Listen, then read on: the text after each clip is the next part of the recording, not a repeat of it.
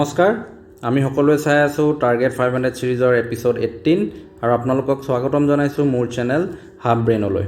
So last আমাৰ সেশনত আমি চাই আছিলোঁ MS এক্সেলৰ ওপৰত আমাৰ স্পেশাল কিছুমান আমি কোৱেশ্চনছ আমি ডিসকাস কৰিছিলোঁ নহয় জানো। সো আজি আমি আৰম্ভ কৰিম কোৱেশ্চন নম্বৰ 16 পৰা, কাৰণ লাষ্ট এপিসোডত আমি 15 লৈকে অলৰেডি চালোঁ। সো আহক পলম নকৰোঁ, ডাইৰেক্টলি আমি কোৱেশ্চন সেকশনলৈ যাওঁ। ফাৰ্ষ্টত আছে in Excel which one chart type is not available. Chart type বুলি ক'লে যিকোনো যেতিয়া ডেটা আমি কিছুমান আমাৰ ভিজুৱেল বা গ্ৰাফিকেল প্ৰেজেণ্টেশ্যন কৰোঁ আমি, তো এইটোৱে হৈছে আমাৰ চাৰ্ট টাইপ নহয় জানো। যেনেকৈ ইয়াত আপোনাৰ অপশ্যনছবিলাক দেখিছে, ইয়াত এক্সেল ছিটত আপুনি চাৰ্ট অপশ্যনছ টিপিলে ইয়াত পাব ষ্টক বুলি ক'লে ষ্টক মাৰ্কেট যোনে যোনে চাইছে কেণ্ডেলছত আমাৰ দেখায় ৰেড গ্ৰীণ নহয় জানো, এইটোৱে হৈছে আমাৰ ষ্টক চাৰ্ট। আৰু আপোনাৰ ছাৰ্ফেচ বুলি ক'লে এনেকৈ XYZ আপোনাৰ এটা ছাৰ্ফেচ এৰিয়াত বেছড অন নাম্বাৰছ আপোনাৰ দেখাব, ইয়াত হৈছে এইটো ছাৰ্ফেচ। ডাউন আউট বুলি ক'লে এটা আমাৰ চুইট আছে, আমি সকলোৱে জানো মাজত এনেকৈ হোল থাকে, ইয়াত বোলে 20%, ইয়াত 30%, এনেকৈ বেছ 50, এইটো বোলে 10 এনেকৈ, তো এইটো ডাউন আউট হয়। তো তেনেকৈ বাবল বুলি ক'লে আমাৰ এনেকৈ বাবলছত দেখায়, যিমান সৰু নাম্বাৰ সিমান সৰু বাবল, যিমান ডাঙৰ নাম্বাৰ সিমান ডাঙৰ বাবল। তো এইটো এটা টাইপ অফ ৰিপ্ৰেজেণ্টেশ্যন। এইবোৰ চব টাইপছ অফ ৰিপ্ৰেজেণ্টেশ্যন, আৰু এইবিলাকে চাৰ্ট টাইপ ৰিপ্ৰেজেণ্টেশ্যন কৰোঁ যেতিয়া আমি কিছুমান ইনফৰ্মেশ্যন। তো ৰেডাৰ বুলি ক'লে ৰেডাৰ এনেকৈ থাকিব আপোনাৰ, এনেকৈ ইয়াত মকৰা জাল নিচিনা এনেকৈ থাকিব, এই পইণ্টৰ মাজতে আজু বাজুতে আপোনাৰ দেখিছে ইয়াত এনেকৈ আমাৰ ৰিপ্ৰেজেণ্ট কৰে ডেটা। চ' এই অপশ্যনকেইটাৰ ভিতৰত আমাৰ কোনটো অপশ্যন নাই, স্ফেয়াৰ নাই, সেইকাৰণে আনচাৰটো হ'ব স্ফেয়াৰ, যিহেতু not available in a chart type. তো এইবিলাক মনত ৰাখিব আপোনালোকে। ইয়াৰ প্ৰশ্নটো বেলেগ অপশ্যনছ যদি দিয়ে কেতিয়াবা, ইয়াত ষ্টক নাই কিন্তু ষ্টকৰ প্ৰশ্ন যদি আহে আপোনালোকে যাতে দিব পাৰে।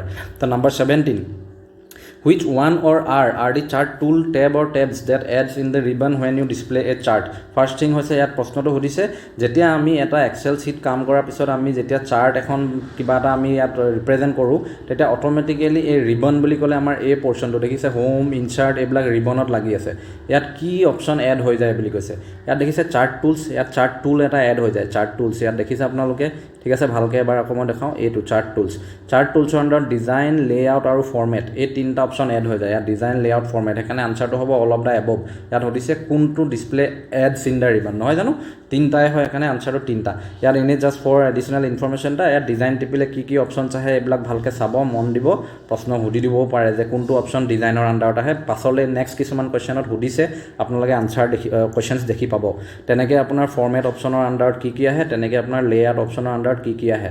এবাৰ এক্সেল ফাইলখন খুলিও আপোনালোকে নিজে আপোনালোকৰ লেপটপ বা কম্পিউটাৰত চাব পাৰে।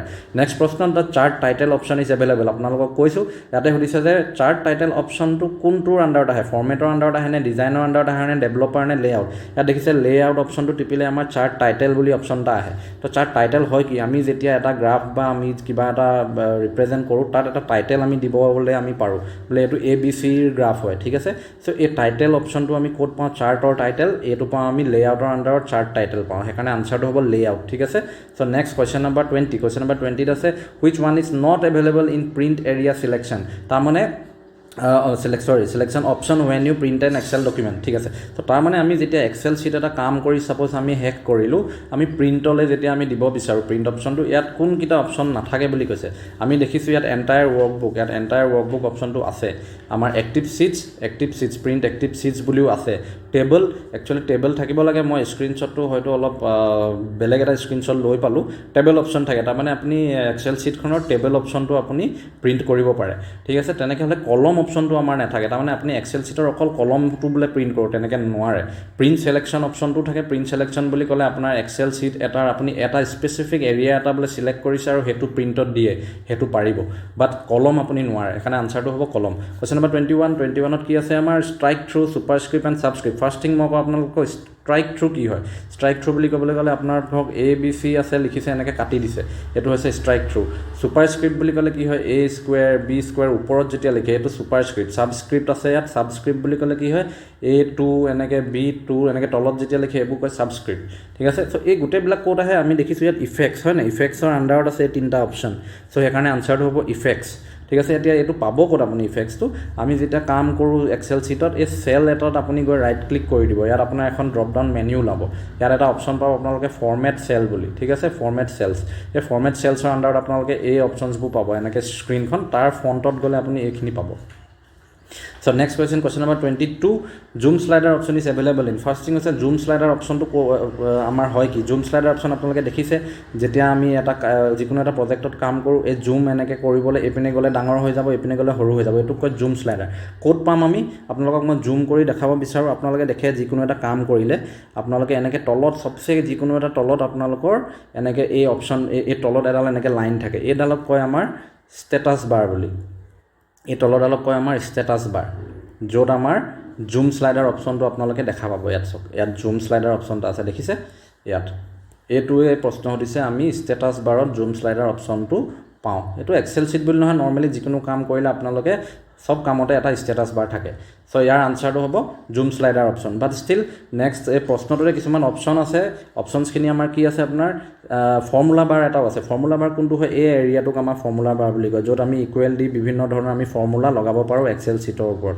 তো নেক্সট ষ্টেণ্ডাৰ্ড বাৰ থাকে আমাৰ ইয়াত ঠিক আছে ষ্টেণ্ডাৰ্ড বাৰ য'ত আমাৰ এখন ষ্টেণ্ডাৰ্ড বাৰৰ পেনেল আপোনালোকে ষ্টেণ্ডাৰ্ড বাৰৰ প্ৰত্যেকটো আইকনৰ কি কাম ইয়াত গোটেইখিনি দিয়া আছে আপোনালোকে এবাৰ ভালকৈ চাব তেনেকৈ হ'লে কুইক এক্সেছ টুল বাৰ নামতে আছে কুইক এক্সেছ এইবোৰ কিছুমান ভিতৰৰ অপচনবিলাক আমি ক্লিক কৰিব লাগে তাৰ ভিতৰত আৰু এবাৰ ক্লিক কৰিব লাগিব ডাইৰেক্টলি কুইকলি এক্সেছ নাই হোৱা সো এই পৰ্চনটোত কিছুমান আমাৰ দেখিছে বাহিৰতে ওলাই আছে আমি কুইকলি আমি এক্সেছ কৰিব পাৰোঁ এইটো কয় কুইক এক্সেছ টুল বাৰ বাট ইয়াৰ আনসাৰ জুম স্লাইডাৰ অপচন আমাৰ ষ্টেটাস বাৰত থাকে so next question number 23 in excel options the auto correct option can be found in ইয়াত দেখিছে আপোনালোকে অটো কাৰেক্ট এইটো কোড পাইছো আমি প্ৰুফিং ইয়াত আনসাৰটো এখানে প্ৰুফিং এই প্ৰুফিংটো কোড পাব আপোনালোকৰ এক্সেল শীট যেতিয়া আৰম্ভ কৰে ইয়াত ফাইল হোম এনেকে থাকে ফাইলটোত ক্লিক কৰিলে এনেকে মেনু এখন আহিব মেনুত সেভ এজ এনেকে নাথাকে জানো সেভ এজ ওপেন নিউ তাতে এটা অপচন বুলি পাব অপচন ক্লিক কৰিলে আপোনালোকৰ এখন মেনু আহে ইয়াত প্ৰুফিং অপচনৰ জেগাত আপোনালোকে অটো কাৰেক্ট অপচনটো পাব এই প্ৰুফিং এখানে ইয়াৰ আনসাৰটো হৈছে অটো কাৰেক্ট অপচনৰ সো নেক্সট আমাৰ question number 24 a function inside another function তাৰমানে এটা ফাংচন আছে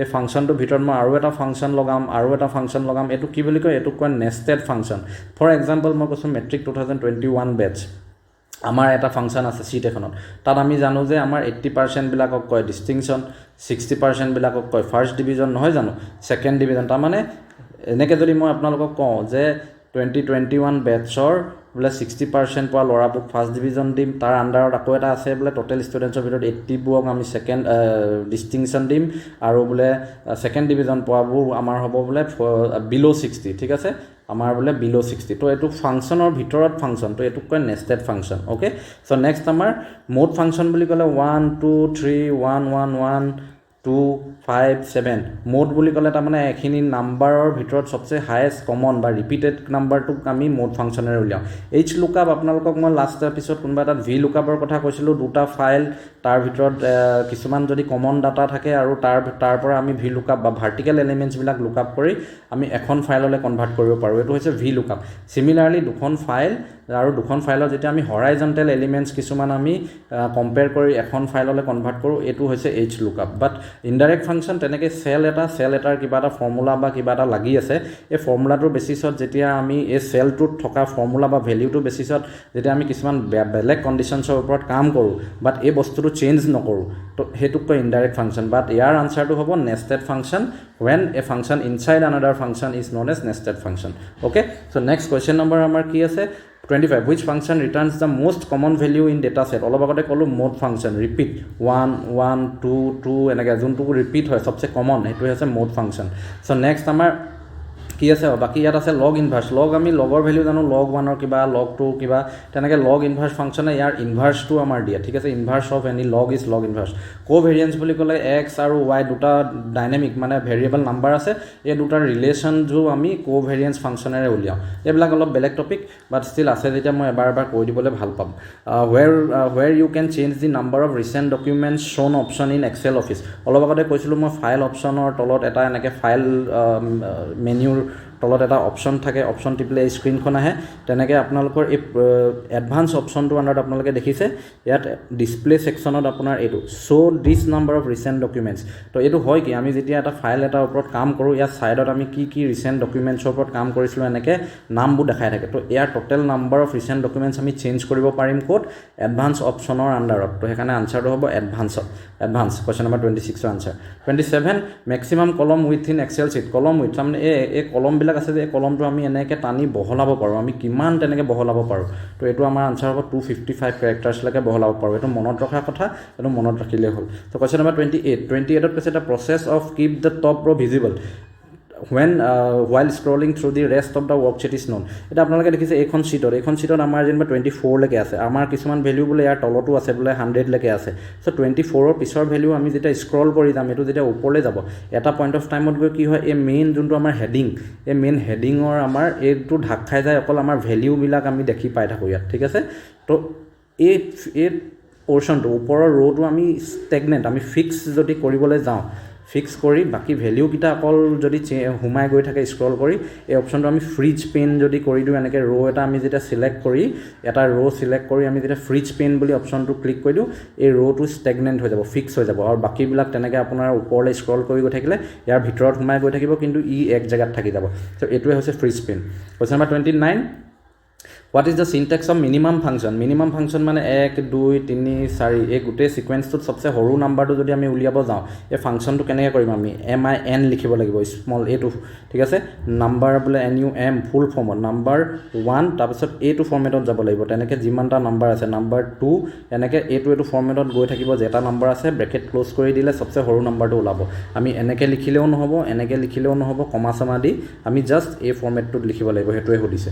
তো কুৱেশ্যন নম্বৰ 30 আমাৰ প্ৰশ্নটো আছে, in Excel all styles are dash styles. আমি অল ষ্টাইল যিয়ে কৰোঁ নকৰোঁ, আমি আল্টিমেটলি চব আমি কৰি থাকোঁ, কেলৈ এটা ষ্টাইল আমাৰ সৰু সৰু চেলছতে চব নাম্বাৰছ ডেটা নাথাকে জানো, এইবিলাকৰ কাৰণে আমি চব কৰি থাকোঁ, সেইকাৰণে আনচাৰটো হ'ব চেল। টেব বুলি ক'লে আপোনালোকৰ বিভিন্ন ধৰণৰ টেব, শ্বীট 1 শ্বীট 2 এইবোৰ টেবছ থাকিব। শ্বীট বুলি ক'লে এজ এ হোল শ্বীট, আমি combination of cells form a sheet, নহয় জানো। আৰু ডেটা বুলি ক'লে ইয়াৰ ভেলিউবিলাকহে ডেটা, কিন্তু আমি যিয়ে কৰোঁ নকৰোঁ চব এটা চেলৰ কাৰণে কৰোঁ, সেইকাৰণে চেল ষ্টাইল। চ' আজি কুৱেশ্যন নম্বৰ 30লৈকে চালোঁ, কাইলৈ আমি আৰম্ভ কৰিম আকৌ 31ৰ পৰা এপিছড 19ত আকৌ লগ পাম আপোনালোকক। আমাৰ আজি এপিছডটো চোৱাৰ বাবে ধন্যবাদ।